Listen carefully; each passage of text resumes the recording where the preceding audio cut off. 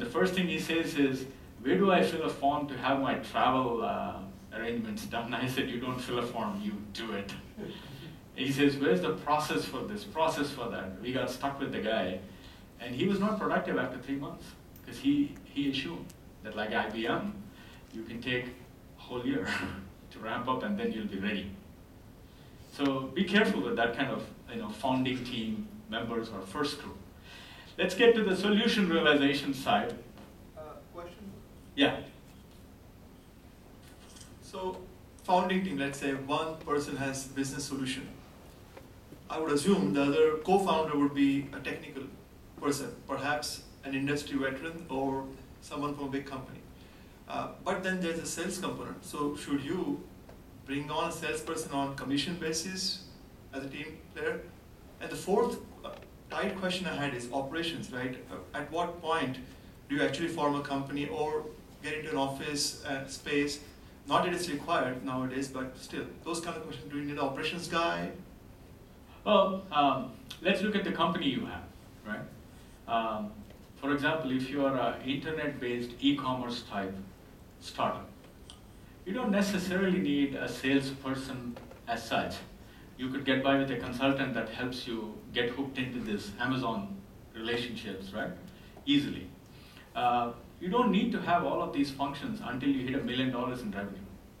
The great thing is, if you as an entrepreneur learn how to sell and market at the beginning, you may not do the great job, but if you know how to do it, it's fantastic. Don't hire people too soon, and don't overstaff your company. It's good to have 150% load on everybody. That's a startup. Okay? I have one question. Yeah. Oh, yeah, sorry. So the voice is coming from here. Yeah. The question was around, like, one of the things which I've heard is that when you start with your idea, having good mentors is a good way to get opinions on stuff, and they are not like consultants who are financially motivated. So my question is that, where do you find good mentors? And secondly, how do you get them on board? Is there a financial motivation you create for them, or just their liking for the space? How do you go about that? Usually you build that kind of relationships where you work, or where you meet some successful people at social events. You cannot just randomly go to somebody and say, I'd like to get your help. And if they are well-wishers and mentors, they usually don't ask for money. They will listen to you. But let's say you're not doing a good job of presenting something useful, you will know because they'll stop responding. So you also have to be aware that you're not qualifying yourself for the next meeting. That's why, you have to sell yourself every time. When you start dating a girl, you sell yourself the first day. That comes so naturally, right? Why can't you do it for your business too? It's the same thing. We all sell ourselves to the kids, to the wife, to the boss, everybody. So it's the same thing. You have to sell yourself. And before you go, do your homework. Don't go there and say, I got an idea, but tell me what you think. Give enough so they can give meaningful feedback. It's the same thing. If you get a 15-page email, are you going to read it? No. If you get a 3-line email that's very crisp, you will respond. It comes to the top of the stack.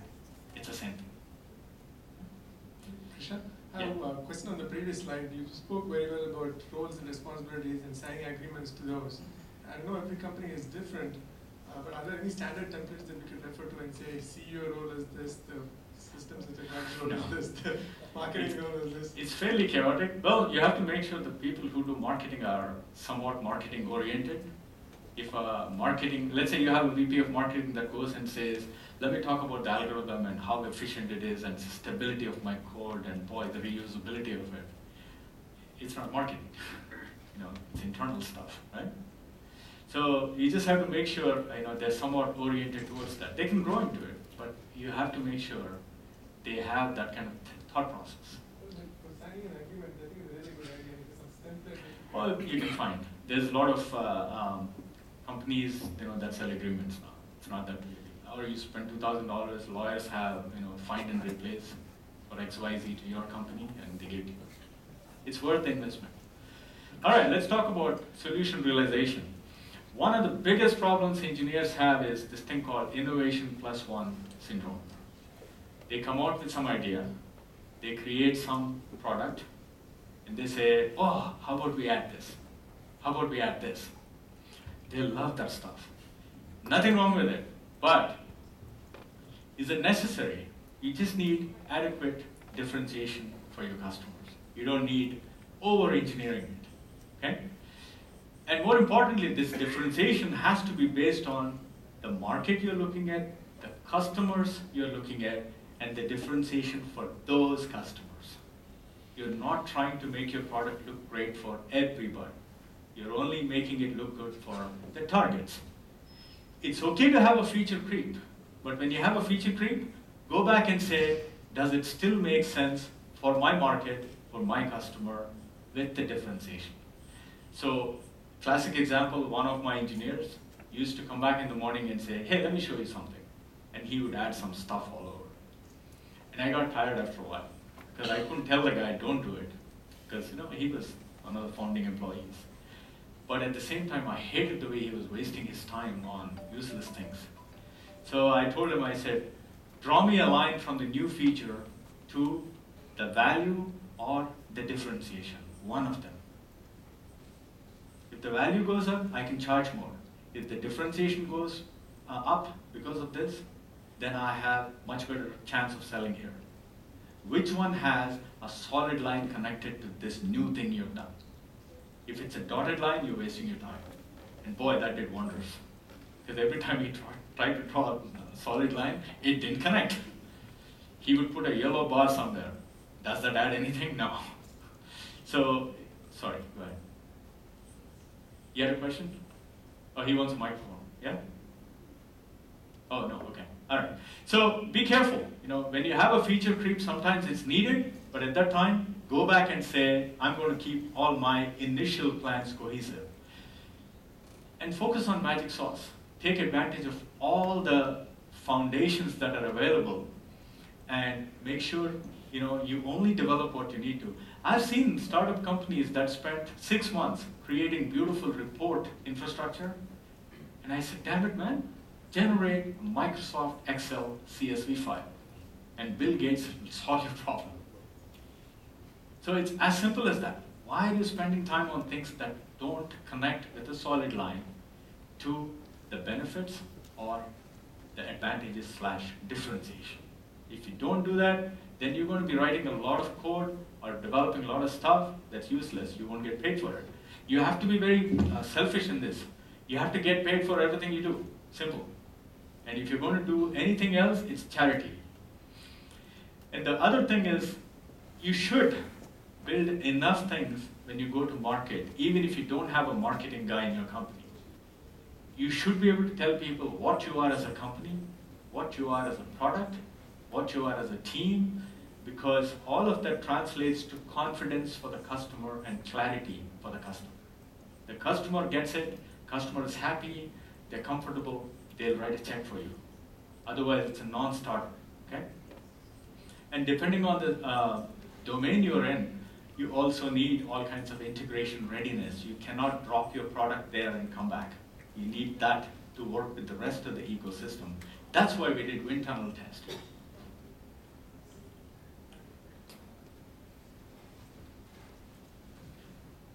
Could I get some water, please? Sure. Thank you. Oh, it's right here. I'll grab it. Thank you. Yeah. Okay, so my question is regarding open source. Leverage open source, which is good, you get a big head start. But what about GPL issues? Yes, it's a big issue. You have to be aware. And more importantly, if you ignore it, you will not be acquired. Because any acquiring company, as our expert will tell you later, will be hit with that virus going up. Okay? So you really have to be very careful on how you separate it. Make it a separate executable, for example, completely independent, and connect to a file system. This is an engineer talking now. Okay? Or is it like you use the open source to validate your idea, but then you go implement something similar? Maybe. I'm not, I've stopped being an engineer for a while now, so I don't know the details. Okay. All right? All right, so the next thing. Engineering done, all done. Not true. You have to think about sales and marketing. Now, a simple way to explain marketing's behavior is you have to speak crisp and clear customer language. You cannot go there excited about your offering and speak non-stop. The customer understands the language from his perspective. If you don't speak that language, you're only talking technology or your own excitement. And I'll give you an example. I hope my friend is not here today. When we had the company, our software enabled project management, and it had the ability to go beyond schedules and timelines and etc. Okay, it actually went into a lot more detail. So he said, why don't we call this project management? Now you go to a customer and say, oh, we do project management. You think he'll get it? No. So you really have to speak customer language. Stay connected to the customer. Never get away from the customer. Okay? In fact, there's a great example where Jeff Bezos, Amazon guy, he says, I never followed my competition because competition goes into the wrong lanes and gets stuck. My customer is never wrong. It's very, very true. Okay? And marketing primarily serves sales. No matter what you think, you can say product management doesn't, yes. But if the marketing does not serve sales, all other functions are pure cost to your company. So you have to first make sure they serve the sales. Everything else is a secondary aspect, not the primary. Okay? In sales, you speak little, let the customer speak a lot because you're trying to understand what the customer needs. If you don't let the customer talk, you can't get it. So it's very important. Salespeople are very smart. They'll finger you a little bit, eat their lunch and let you talk. They buy you the lunch. Okay? But you make the customer talk, you get a lot of information. And they also figure out if a customer is real or not, and they establish what is needed to go forward with this customer.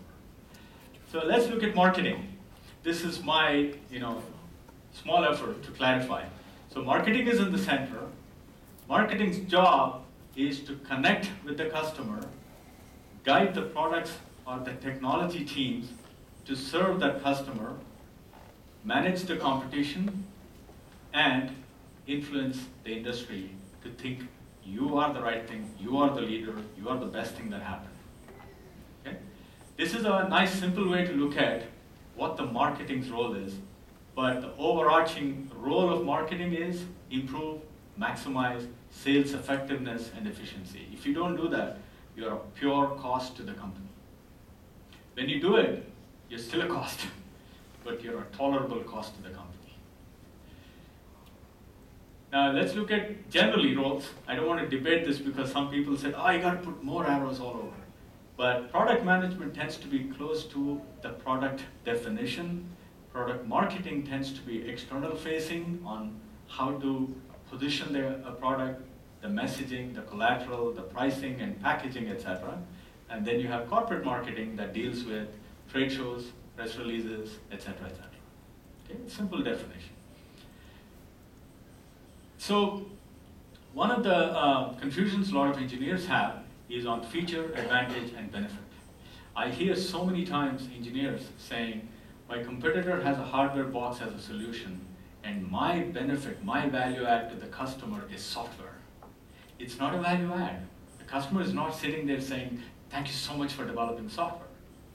The value add is the fact that this software runs on off-the-shelf hardware, hence giving the customer the best of solutions at much less cost to use your product. But a lot of times you hear people saying the benefit is software. It's not the benefit. So let's be clear on feature, advantage, benefit. Feature is an inside view of your solution. What does your product or service do? The advantage is the competitive view. If you have to defend against your competition, what are the 3 things you can say about your offering? And the benefit is customer view. Benefits can be articulated in multiple ways. Traditionally, if they're operational benefits, you're saving somebody time or money or effort. Okay? When you save somebody some money, they give you 10% of it. But second thing is very appealing. Opportunity benefits you when you open a new market or new revenue, they give you a lot more. Like mutual funds that we all have in Wall Street, we give a lot of money because they're making us money. But when you get a coupon, you don't really save that much, and the economics is small. And if you look at the internet-related benefits, there's no benefit when you go to social networking sites. It's what they call pride or emotional benefits. There's a brand when you drive a Porsche. When you carry a Starbucks cup of coffee, people think, "Ah, this guy has arrived. He's part of the system." Or if you look at social networking or LinkedIn, people say, "Ah, I can connect with friends. I can get a job," right? There's a bit of a convenience and emotional appeal to it. So you kind of need to know these three and be able to articulate it in one line with simple English. You cannot invent words. Any words you invent, the customer doesn't know what it means. It's your own Kool-Aid. Okay? Yeah. Am I going too fast? Just a time check and pace. It's okay? I don't see anybody asking questions. I'm going to start asking questions now on that side, except one friend there. Okay. Question on if what you provide as a value is actually differentiation for the customer against their. Don't mix value and differentiation again. Remember, this is differentiation against the competition. Value is to the customer, not to the competitor. I'm trying to figure out on the last benefit side from a customer view of the solution. Yes. What you're enabling them to do is for them to gain differentiation against their competitors. That's a value. Now, where will you place this? That's a serious value, because what happens is, it's a great, actually, I'm glad you brought it up. If you know your customer's customer, you can do a lot of great things, assuming your solution fits into that. Because if you help your customer get new revenue, right, or a competitive differentiation, they pay a lot for it. Right? So that goes into opportunity benefits, because you're not helping them cut their HR cost by 20%. You're helping them gain more customers. So that's good for them. Or customers faster, whichever way. All right. So some of the common activities, I'm going to rush a little bit because we're running out of time. On the product side, marketing can help find leverages with technologies, etc. Maybe highlight what are the trends as they see the customers, give feedback from customers, and threats from competition and weakness of the competition. One of the first things you have to do when you start formally as a company, or even just before that, you need to be able to explain what your company does and what your product or service is all about in simple English. If you cannot, there's a problem. It's very, very important. That's why they say, launch your company, launch your product. It's not because it's fun. In fact, Joe Costello, the CEO of Cadence, used to say, when you start a product idea, write a press release as if you're launching the product, and see if you can stick it together in a story, half a page. If your press release is not coming together, your idea is not crisp. Okay? And second thing is, marketing also creates collateral, decides on pricing, and also resellers. A lot of times you cannot do a job yourself. Given the global nature of the world today, you have to rely on local resellers to get you up and running. And memberships in any standards bodies, partnerships with other industry organizations, and trade shows. All of this requires you to have a very simple 3-5 word statement about your company and your product, etc. All right. One of the things people are also confused about a lot of times is strategic versus tactical marketing. They say, oh, we got this great strategy, we get 10% discount. That's not a strategy. It's just what you're doing in that instance. It doesn't give you the strategic advantage. What is strategic marketing? It creates a position of sustainable advantage. So for example, we know of this company that disrupted the business model of installed software. Can anybody guess? Yeah. So Salesforce started with this strategic angle that said, from now going forward, people will be attracted to this model instead of installing and maintaining all that stuff. So they created this position of sustainable advantage, And tactical marketing goes in and executes from that position of advantage. So they go and actually fulfill the requirements of what is needed for that solution. Okay? But this initial position of advantage is created with a strategy, and the tactical guys do it. A great example of this is in Battlefield. Once you capture an elevated position in Battlefield, they say you have 10-to-1 advantage over your enemy. So capturing some of these critical strategic points is strategy. Once you get that, you put the equipment and soldiers and they fight it out. That's tactical.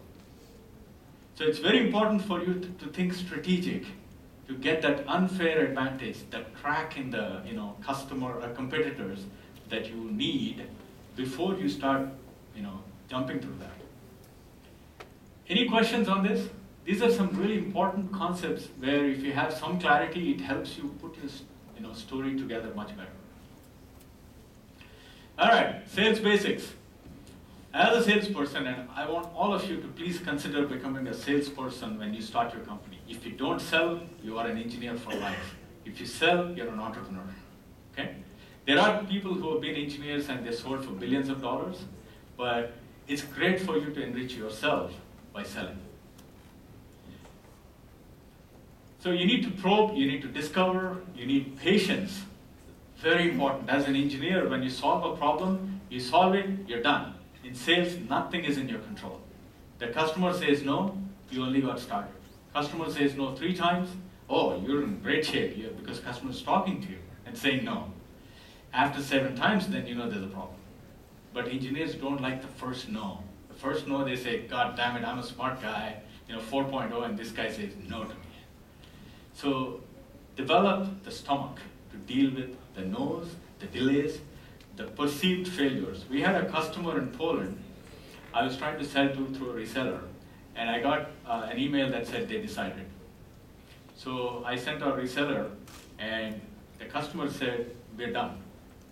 And this guy said, no, you're not done. You're done deciding, but you haven't done the next steps. I'm going to be right here for the next steps. And they actually went through the next steps for 15 days and realized that the first reseller of the competitor sold a product that he could not support.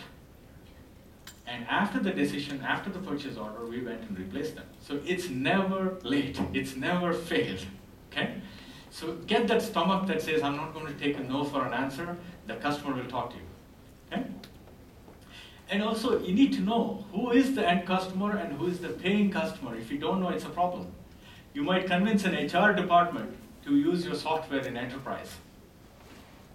But the IT department might say, it doesn't fit our infrastructure, we're not going to buy. We have the budgets. So you need to know who pays and who uses. If you don't know that, you're climbing up the wrong one there. Okay? All right, growing pains in sales. Yet another thing that all of us engineers do is start with a discount, because we think that will close the deal. Yeah. Just had a question. When you're selling to companies in the B2B space, how do you overcome when you're somewhat competing with their own internal resources, where they think they can build it themselves better than what you have to offer? It's always there. A couple of approaches, just so that we can keep moving. One is you kind of put the whole cost together and what it takes to develop and maintain it, and see how it aligns with their core competence. For example, the solution I had, the portal software, I used to run into it all the time. They would say, hey, we got an internal guy that develops it, one guy. Then I would sit there and say, okay, let's look at your business. Your business is delivering chips to the industry, not this. And are you going to have people develop this, integrate it, maintain it? It takes 4 people. Fully loaded body cost is $500,000, and I'm going to give it to you for $350,000. And that's my primary bread and butter. I'm going to watch it like a hawk. He's not going to do it. So there are, approaches like that you can take. All right, so discounts. If you don't believe in your value add and your pricing, the customer will never believe in it. So don't start with the discount. Discount should be the final closure after the decisions are made, if at all. And don't start with the big number, because whoever takes the first step, they're the winners. And if the customer says, I got 90% discount, that's where you start. So you put a small number up front and let the customer drag you out. So 10%. Nothing wrong. Customer is never going to walk away just because you did not offer 95% discount. Don't offer discount. It's not, you're making fun of your own offering if you do that. Okay? And then risk perception. When you're a startup, a lot of companies say, I don't know if you'll be around. I don't know if you can support. I don't know if you can scale. There are experts here who will talk about that. Indu is going to specifically talk about that later. So I won't go into those details, okay? One thing I would like you to please consider, when you have partnerships with resellers or other big competitors, make sure you avoid what we call channel conflicts. They cannot be selling where you're already selling successfully, because it creates a conflict, okay? And sometimes they'll say, we need exclusivity or preferred vendor partnership. And depending on your situation, you might agree to that, but make sure there's a trigger that automatically gets rid of it. If the revenue doesn't reach $500,000, million, whatever your expected revenue is, negotiate. Have an automatic release, not a negotiated release. And you should not change pricing every day based on what happened that day. You need to have the guts to stay with it and see it long enough. All right. First outing, I'll go slightly faster now. We're going very slow. How much time do I have? 15 minutes? Okay, what time is it right now? 6:40. Okay, all right, we're going to speed up, okay? One of the things you need to do when you first go out and work with a customer is to see if the customers fit the target profile or they're all random. And sometimes what you realize is when they're random, there's a commonality of budgets. When you sell to CFO, the CFOs could be in any company, so it's okay. But if you're selling to, for example, an engineering head, you may need a more tighter profile. And same thing for customers when they don't fit. Sometimes if they don't fit any of the target profile and you're not getting any traction with the customers, be honest and say, do I have a solution looking for a problem? It happens a lot with engineers. We get excited about a problem, and that problem is not even there, or it has since gone. We're still writing code or developing something for it. So money matters. Let's go into that. Funding is like a turbocharger for a startup. It accelerates and sustains the growth of the startup, and it also formalizes accountability. You could do all the things you want when you don't have funding. Funding puts you on an assembly line where they want to know what's happening every quarter. And you need to be ready for that. Generally, you should get funding if the market opportunity is adequate. If the market is small, you may get funding from a desperate VC, but boy, it's horrible after that. The other pitfalls with funding is if you get some investors who are too involved, then they'll be running the company. They may not have been an entrepreneur.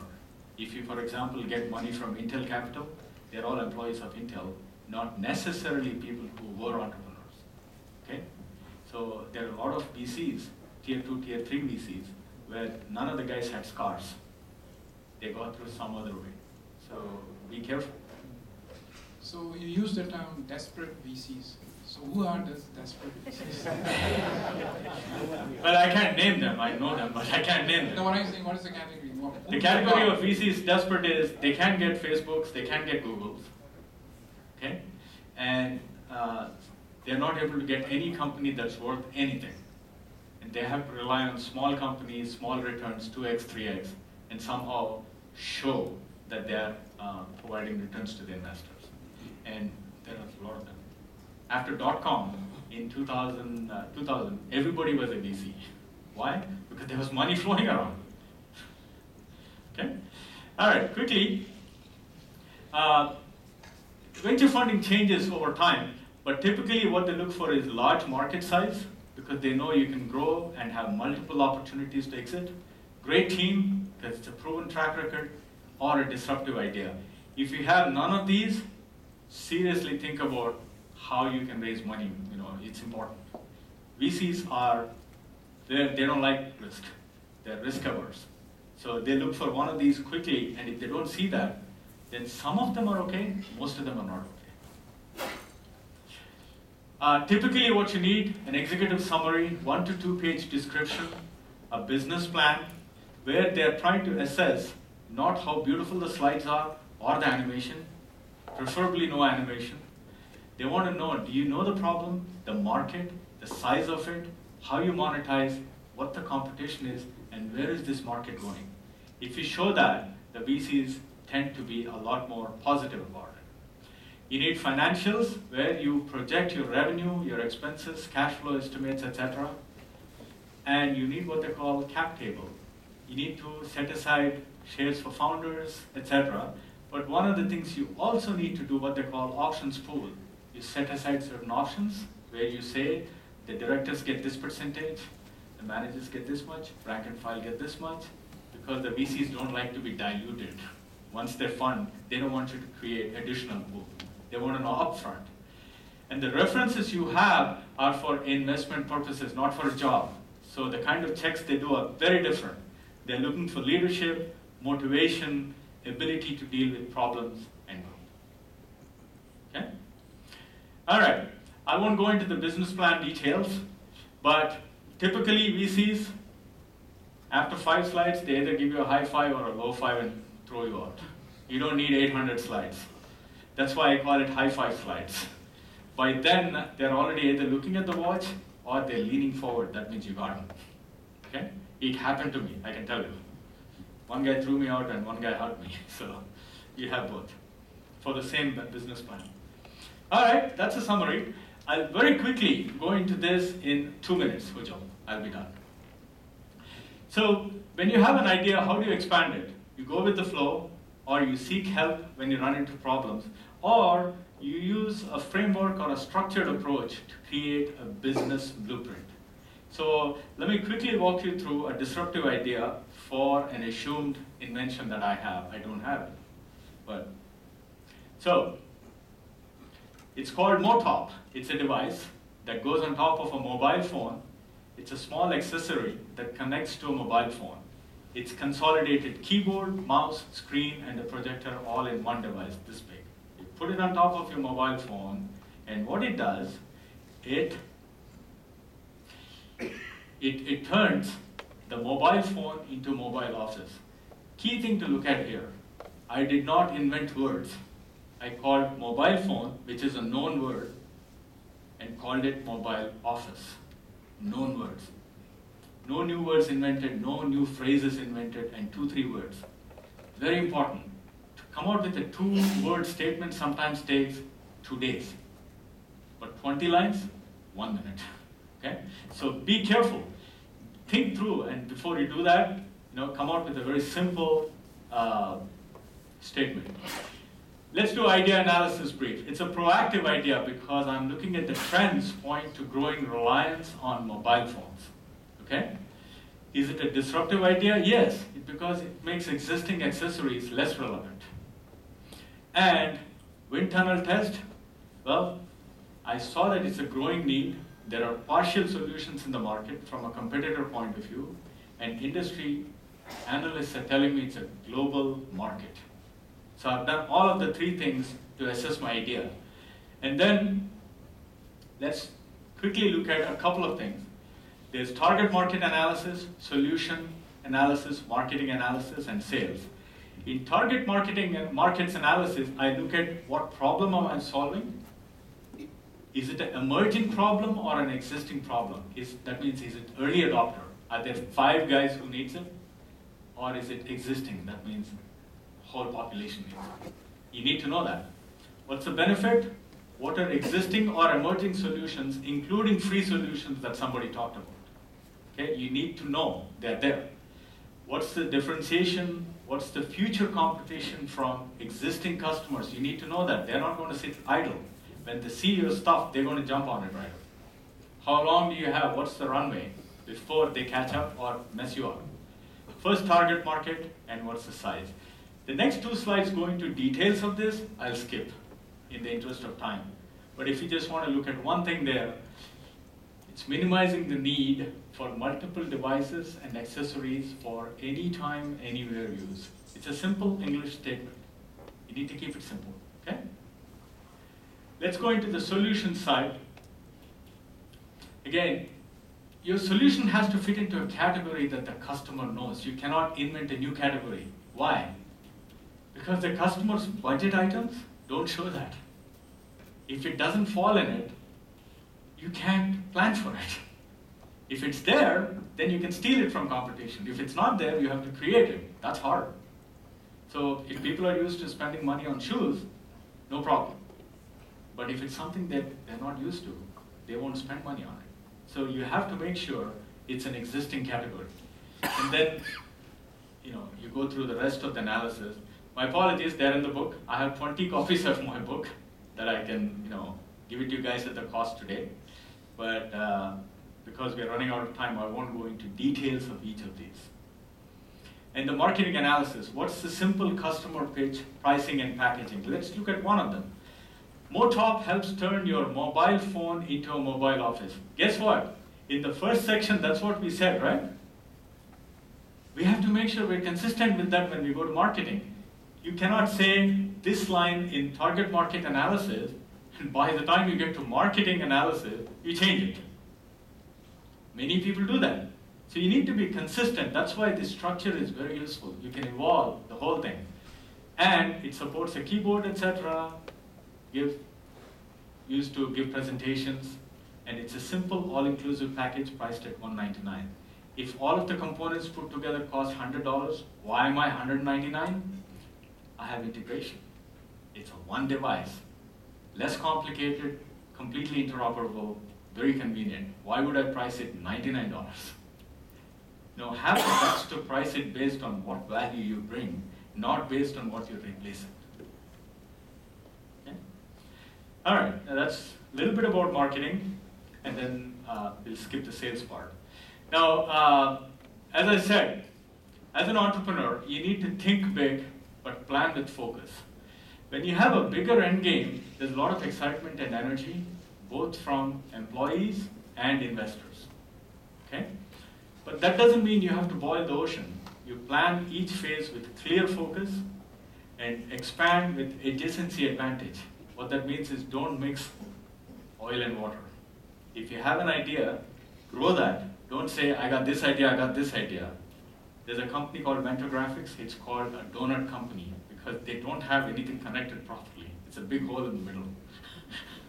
They go after every small thing and say 40 million, 30 million, 25 million. Can't do that. And not in this day and age. That's why they've never grown. They've been $8 a share forever. Lifestyle income as a public company. And second thing is, be optimistic, stay connected with the customer. Customers set the direction. Competition, they lose their direction. And last thing, get the right talent for right roles. Don't bring people who are inferior to you because they will also make you inferior and it continues. It's actually great to have top talent people that debate with you and expand your horizons. That's when you should pay somebody. You don't pay somebody to say, yes sir, because then consensus, it breeds incompetence. So don't do that. It's like internal family marriages. It doesn't get you anything value add. All right, thank you very much. I hope this was useful.